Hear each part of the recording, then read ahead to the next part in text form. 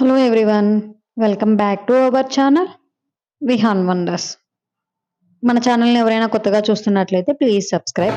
ఇప్పుడు మనం వీడియోలోకి వెళ్ళిపోదామండి. ఈరోజు వీడియో వచ్చేసి బెంగళూరులో కోర్మంగళ 8 బ్లాక్ అడిగుడిలో అండి. ఇక్కడ మామూలుగా మనకి ఊర్లో జాతరలు ఉంటాయి కదా, సేమ్ అలాగే ఇక్కడ కూడా జాతర అండి. జాతర అంటే మనం మామూలుగా బోనం సమర్పిస్తాం కదా అమ్మవార్లకి, సేమ్ అదే విధంగా ఇక్కడ కూడా చేస్తున్నారండి. చూసారా, మాకైతే మేము ఆంధ్రాలో మేము కడప కదా, అట్లా మామూలుగా సేమ్ ఇదే విధంగా చేస్తాం. బట్ పైన పూలు అయితే పెట్టమండి, జస్ట్ ఆకులతో అట్లయితే పెట్టుకొని దీపం కొండెక్కకుండా చూసుకొని వెళ్తాం. బట్ ఇక్కడైతే బాగా పూలతో పెట్టి తీసుకెళ్తున్నారండి.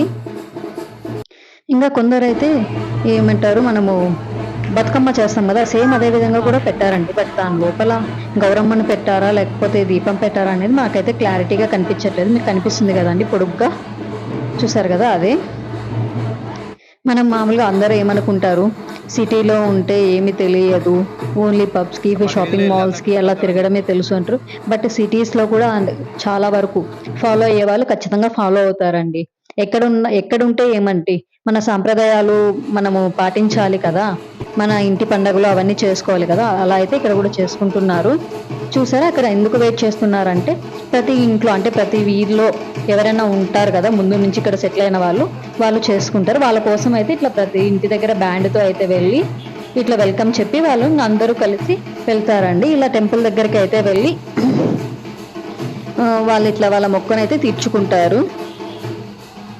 సో మన కల్చర్ని, మన సాంప్రదాయాల్ని, మన ట్రెడిషన్ని మనం ఎప్పుడు మర్చిపోకూడదండి. సిటీలో ఉన్నా సరే, టౌన్లో ఉన్నా, పల్లెటూరులో ఉన్నా మనం మనలాగే ఉండాలి. బట్ మనము ఉన్న ప్రాంతాన్ని బట్టి మనం చేంజ్ అవుతూ ఉండాలి. అదొకటి నేనైతే చెప్పదలుచుకున్నాను.